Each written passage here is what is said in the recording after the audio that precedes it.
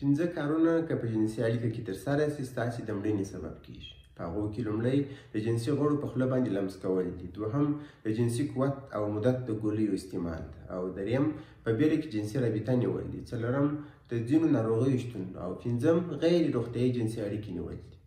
که چیرې تاسو ته سوال پیدا کیږي چې د دې کارو په واسطه باندې ولې مړینه رامنځته کیږي، نو په لنډ ډول به ورباندې خبرې وکړو. لومړی د جنسي غړو په خوله سره د لمس کولو په اړه به خبرې وکړو. که چیرې یو کس د مقابل جنسي شریک جنسي غړي په خوله او ژبه سره لمس کوي، نو په ډېر اسانۍ سره د مقابل شخص څخه جنسي ناروغي اخیستلی سي، چې دغه ناروغي بیا نو د ژوند تر پایه د شخص سره پاتې کیږي او کیدلی سي چې د شخص ژوند واخلي. دوهم به د جنسي قوت او مدت پر ګولیو باندې خبرې وکړو. د جنسي قوت او مدت د ګولیو بازار نن سبا خورا زیات ګرم ده، خو خبره دا ده چې هم خلک یې په وژونکو توانونو نه دي خبر، صرف تجارانو یې د جنسي خوند په نوم په سترګو کې خاورې پاشلي.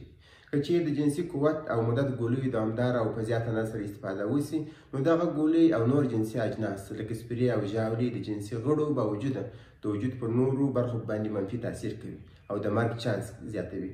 په دې خاطر نو حکومت د دې ګولیو پر پلور باندې بندیز لګولی. دریم د زړه ناروغي او جنسي اړیکه څنګه ستاسې ژوند اخلي. هغه کسان چې د زړه د حملې او یا هم د زړه نورې ناروغۍ ولري او یا هم د شکرې او لوړ فشار ناروغۍ ولري، نو د داسې ناروغیو په شتون کې جنسي اړیکه او یا هم جدي او شدیده جنسي رابطه د لوړ خطر لرونکې ده. که چیرې تاسې داسې یوه ناروغۍ لرئ، نو تاسې لومړی باید خپله ناروغۍ کنټرول وساتئ او په ارامه سره جنسي اړیکه ترسره کړئ. څلورم، غیر روغتیایي جنسي اړیکه نیول څنګه مرګونې ده. که چیرې جنسي شریک په جنسي انتقالي ناروغیو لکه HIV او ایډز او نور ناروغیو باندې اخته وي، که چیرې په دې حالت کې د جنسي اړیکو خودداري او یا هم د کنډوم څخه استفاده ونه سي، نو تاسې د ناروغ کس څخه په ډېر اسانۍ سره ناروغي اخیستلی سي او دغه ناروغۍ کولی سي چې د وخت په تېرېدلو سره ستاسې ژوند واخلي. پنځم، په بیره کې جنسي اړیکه نیول هم کله کله د مرګ په قیامت باندې تمامیږي.